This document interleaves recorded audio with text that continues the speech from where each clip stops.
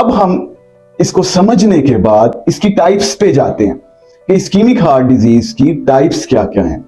सबसे पहले तो हम इसे दो टाइप्स में डिवाइड करते हैं, एक एंजाइना और दूसरा अक्यूट कोरोनरी सिंड्रोम। अब एंजाइना में फर्दर दो चीजें हैं, उसको फर्दर दो टाइप्स हैं, एक क्लासिकल एंजाइना और एक variant angina.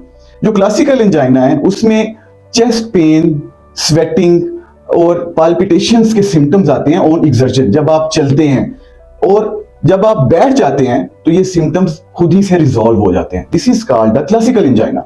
Secondly variant angina. Variant angina में ऐसा होता है कि आपको सेम वही सिम्टम्स आते हैं, स्वेटिंग होती है, पाल्पिटेशंस होती हैं, सिंकिंग ऑफ हार्ट हो रहा होता है, और डिफरेंट नोजिया वोमिटिंग भी कई दफा हो सकता है पेशेंट्स में। एपिगैस्ट्रिक पेन के साथ भी कई दफा पेशेंट्स आते हैं, जाके मैदे के ऊपर वाले हिस्से में यहाँ करके दर्द के साथ। लेकिन ये सिम्टम्स क्लासिकल एंजाइना की तरह बैठने से रिजॉल्व नहीं होते हैं। इनमें हमें मेडिकेशन देनी पड़ती है, सबलिंगुअल जुबान के नीचे नाइट्रेट्स या एंजीसिड टैबलेट होती है वो रखवानी पड़ती है, तो उसके बाद ये सिम्टम्स रिजॉल्व होना शुरू होते हैं। तो it is called the variant angina.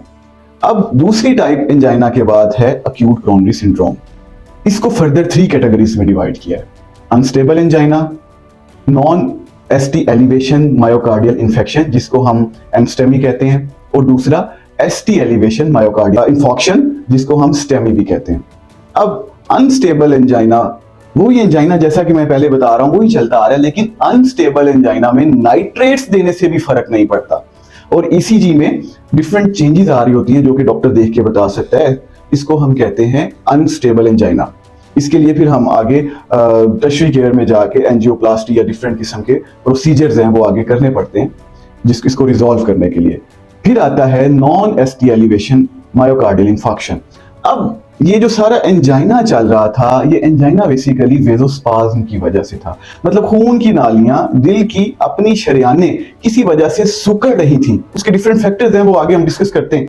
वो सुकड़ रही थी और उनके सुकड़ने की वजह से दिल को ब्लड सप्लाई नहीं मिल पा रही थी और उसकी वजह से प्रॉब्लम्स हो रही थी। लेकिन जब ये स्टेमी या एंड स्टेमी हो जाता है तो इसमें आर्थरोस्क्लेरोसिस हो जाता है, मतलब दिल की शरियानों के अंदर वो क्लॉट्स बन जाते हैं जो कि परमानेंटली ब्लड फ्लो को ब्लॉक कर रहे होते हैं। इसको आगे ये स्टेमी और एंड स्टेमी जो है ये ईसीजी पे आगे जब आप जाते हैं डॉक्टर के पास तो वो इसको आगे फर्दर कैटेगराइज करता है कि ये स्टेमी है या एंड स्टेमी है, but both are emergencies, cardiac emergencies, and both can be life threatening.